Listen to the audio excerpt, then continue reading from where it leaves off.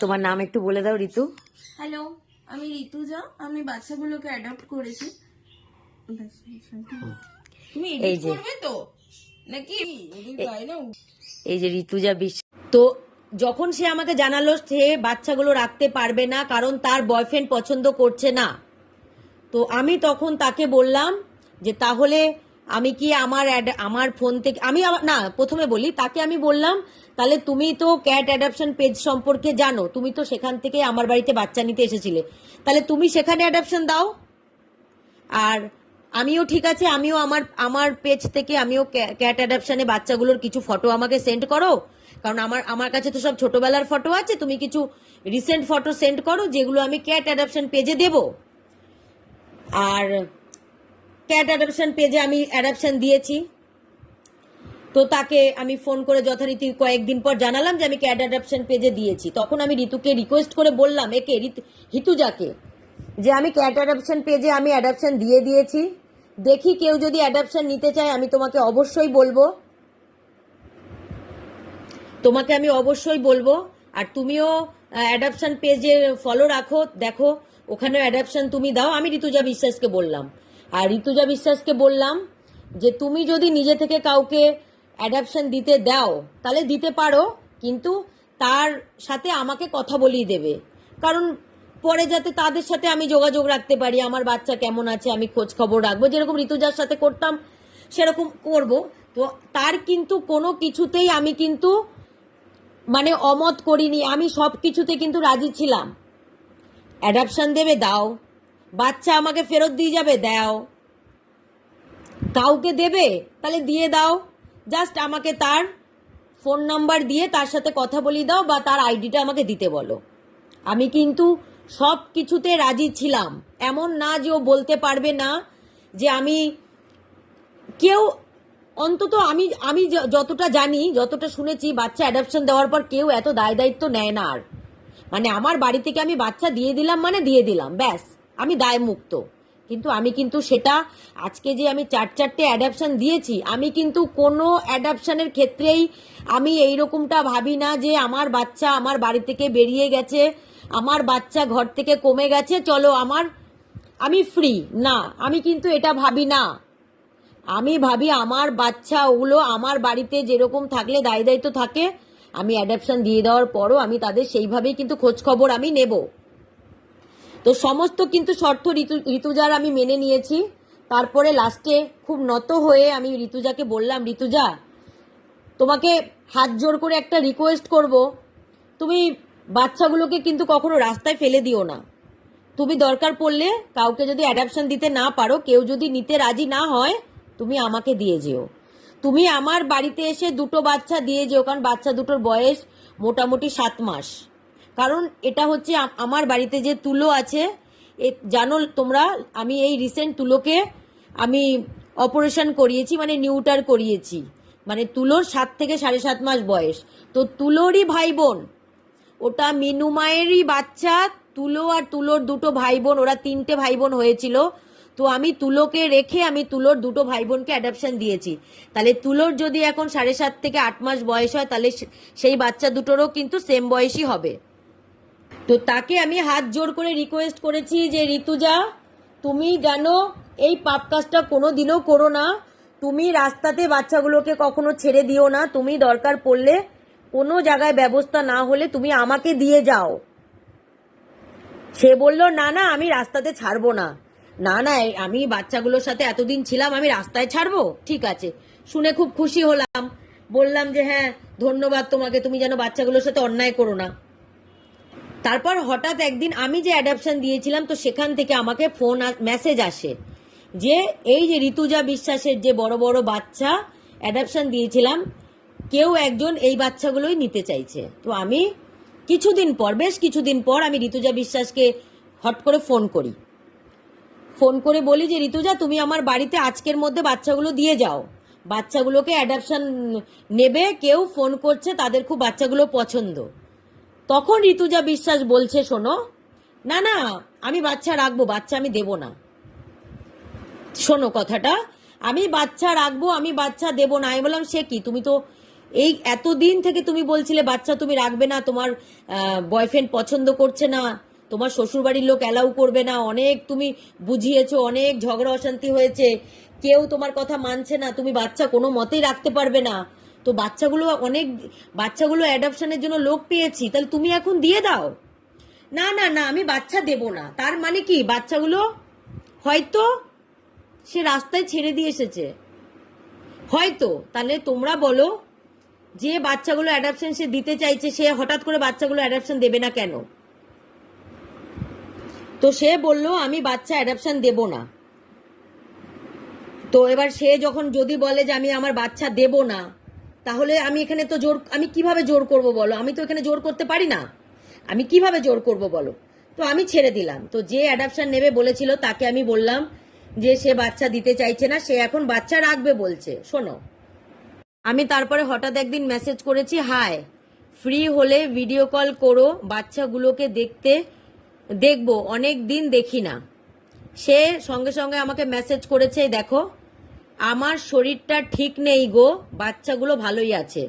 তো আমি লিখেছি 1 মিনিটের জন্য ভিডিও কল করো ফ্রি হলে, অনেক দিন দেখি না। আমি কিন্তু চাইলে ফোন করে বিরক্ত করতে পারি, আমি কিন্তু আজ পর্যন্ত যারা যারা বাচ্চা নিয়েছে আমি কাউকেই ফোন করে বিরক্ত করি না, আমি আগে এইভাবে মেসেজ করে ছেড়ে রাখি। এই যে সে লিখেছে দেখো, আজকে হবে না, যেদিন তাড়াতাড়ি অফিস থেকে বাড়ি যাব করব তখন। হ্যাঁ, বাড়ি যেতে 11টার বেশি বাজে। তাহলে এইবার তোমরা বলো, সকালবেলা সে কাজে যায়, রাত 11টায় বাড়ি ফেরে, সেই যে এটা তার নিজের মেসেজ, এটা তার নিজের মেসেজ। তাহলে বাচ্চাগুলো কি করে? বাচ্চাগুলো সারাদিন কি খায়? কে দেখে বাচ্চাগুলোকে? এই দেখো আমি লিখেছি কাল সানডে, এখানে যা হোক অনেকগুলো মেসেজ করেছি, সে বাচ্চাগুলোকে কিছুতেই দেখাতে রাজি হয়নি, তো যার জন্য অনেক ধানাই বানাই করেছে। এই যে তারপরে দেখো কিভাবে মেসেজ করেছে, যেদিন সময় হবে সেদিন দেখাবো। তো ঠিক আছে, এটা গেল। দেখো মে মাসের 31 তারিখ থেকে এই মেসেজগুলো করেছিলাম আমি, এটা কথা হয়েছিল মে মাসের 30 তারিখ। দেখো দেখো এটা তারিখটা দেখা যাচ্ছে তো, মে মাসের 30 তারিখ 2026। তারপরে আমি মেসেজ করেছি মে মাসের 31 তারিখ, মানে একদিন পর থেকে এত মেসেজ করেছি, একটাও মেসেজ এখনো পর্যন্ত দেখেনি, রিপ্লাইটা পর্যন্ত করেনি। দেখো দেখো দেখে নাও কত মেসেজ করেছি, দেখো ভালোভাবে খারাপভাবে সমস্ত রকম মেসেজ করে আমি হোয়াটসঅ্যাপে রেখেছি, কিন্তু আজকে পর্যন্ত ও সেই মে মাস থেকে এটা জুন মাস হয়ে গেল, এখনো পর্যন্ত একটা রিপ্লাই ও আমাকে করেনি। বাধ্য হয়ে রিসেন্ট এই এতদিন পর 15-16 দিন পর এটা আমি ওর ফেসবুকে যে মেসেঞ্জার, সেই মেসেঞ্জারে এই মেসেজগুলো করতে বাধ্য হয়েছি, যখন দেখলাম হোয়াটসঅ্যাপে কোনো রেসপন্স নেই। আর ও আরেকটা কথা, আমি ফোন করছি, সে ফোন কিন্তু ধরছে না, আমি অন্য কারো ফোন দিয়ে তাকে দিয়ে ফোন করাচ্ছি, সে কিন্তু সেই ফোনটা ধরে ফেলছে। সে প্রথমবারই ফোনটা ধরছে, তারপরে কিন্তু সেই যখন নাম্বারটা চিনে নিচ্ছে তারপর থেকে কিন্তু সেই নাম্বার দিয়ে ফোন গেলে আর সে ধরছে না। এত কিছু করার পর যখন দেখলাম যে কোনো কিছুতেই কোনো কাজ হচ্ছে না, তখন আমি মেসেঞ্জারে এই মেসেজগুলো করেছি। মেসেঞ্জারেও কিন্তু আমার মেসেজগুলো সে দেখেনি। এবার দেখাচ্ছি, মেসেঞ্জারে মেসেজ যখন না দেখে, তারপর আমি ঋতুজা বিশ্বাসকে ট্যাগ করে এতগুলো কথা আমি লিখি, তাকে ট্যাগ করে আমার পেজ থেকে এতগুলো লেখা লিখে সমস্ত কিছু লিখে আমি পোস্ট করি, সমস্ত কিছু লিখে কিন্তু আমি এই যে পোস্ট করেছি, এই যে এতটা লেখা লিখে, যাতে তাকে ট্যাগ করেছি, যাতে তার প্রোফাইলে যায়, যাতে আমি কোনো স্টেপ নেওয়ার আগেই সে যাতে আমাকে ফোন করে, যাতে পরে না বলতে পারে আমি তাকে ওয়ার্নিং দিইনি। আমি তাকে ওয়ার্নিং না দিয়ে তার আইডি সমেত তার প্রোফাইলটা আমি কেন পোস্ট করব? তার প্রোফাইল পোস্ট করার আগে তার সাথে এতগুলো মেসেজ, এত ফোন, এত কিছু আমি করেছি। দেখলে বাচ্চাগুলোকে একটু দেখাই, তবে আমার বাচ্চাগুলো, এই যে এই বাচ্চাটাকে অন্য একজন খুব নিতে চেয়েছিল অ্যাডপশন হওয়ার 4-5 দিনের মধ্যে। এই বাচ্চাগুলো আমার বাড়ি থেকে নিয়ে গেছে। এইটা আমার মিনু মায়ের বাচ্চা, তুলোর ভাই বোন। দেখাচ্ছি আর কোথায়, আরো আছে। এই দুটো বাচ্চা নিয়ে গেছে সে আমার কাছ থেকে। 45 দিনে এই দুটো বাচ্চা আমার কাছ দিয়ে নিয়ে গেছিল। দাঁড়াও, এই ভিডিওটা দেখো। হ্যালো, আমি ঋতুজা, আমি বাচ্চাগুলোকে অ্যাডপ্ট করেছি। এই যে করবে তো নাকি? এই যে ঋতুজা বিশ্বাস, ও আজকে এসেছিল। ওর এই যে সমস্ত ডকুমেন্টস দিয়ে আজকে দেখো এই ছোট্ট পুক্কু দুটোকেও নিয়ে যাচ্ছে। সোদপুরে ওর বাড়ি, আর বনগা চাঁদপাড়াতেও ওর বাড়ি। এই যে আজকে আমার পুক্কু দুটো একটা ভালো মালিক আর একটা ভালো ঘর পেলো। আজকে আমার পুক্কু দুটো চলে যাচ্ছে। মন খারাপ হচ্ছে, কিন্তু কিছু করার নেই। ওরা একটা ভালো ঘর পাচ্ছে যেখানে ওরা সুস্থভাবে সুন্দরভাবে জীবন কাটাবে। তো দেখেছো তোমরা ভিডিওটা? ও আমার বাড়িতে এখানে বসে এই ভিডিওটা করা হয়েছিল। এই যে এই দুটো বাচ্চা সে নিয়ে গেছে, আর বাচ্চা দুটো তোমাদের দেখিয়ে দিয়েছি। এই যে সেই দুটো বাচ্চা, এই যে দুটো বাচ্চা। তো মেসেঞ্জারে ওকে ট্যাগ করে সমস্ত কিছুই করে দেখেছি, কোনো লাভ হয়নি। তারপরও করেছি, তারপর দেখাচ্ছি। এই যে আমি তার প্রোফাইলে ঢুকে কিছু খারাপভাবে কথা বলে তাকে মেসেজ করেছি, তার প্রোফাইলে ঢুকে এগুলো, যাতে সে দেখে, তার গায়ে লাগে কথাগুলো, সে আমাকে ঘুরিয়ে কল ব্যাক করে। দেখো, এটা তার প্রোফাইলে আছে। এখনো তার প্রোফাইলটা চেক করলে এই মেসেজগুলো দেখতে পাওয়া যাবে। এই যে একদিনে করিনি, এটা পরপরে করেছি। দেখো, মানে কোনো কিছু আমি বাদ রাখিনি। হোয়াটসঅ্যাপ থেকে শুরু করে মেসেঞ্জার, ফেসবুকে পোস্ট, তাকে ট্যাগ করে পোস্ট, তার আইডিতে গিয়ে পোস্ট, আমি কিন্তু কোনো কিছু করে বাদ রাখিনি। দেন আজকে কত তারিখ? আজকে দেখাচ্ছি। আজকে হচ্ছে 12টা 12:30 বাজে এখন। আজকে 19 তারিখ। আমি আজকে পর্যন্ত তাকে ফোন করেছি, আজকেও পর্যন্ত সে আমার ফোন ধরেনি। বাচ্চাগুলো যদি সে কাউকে দিয়ে দিত, তাহলে আমার ফোনটা রিসিভ করে আমাকে বলে দিলেই হয়ে যেত যে আমি বাচ্চাগুলো কাউকে অ্যাডপশন দিয়েছি, তাই না?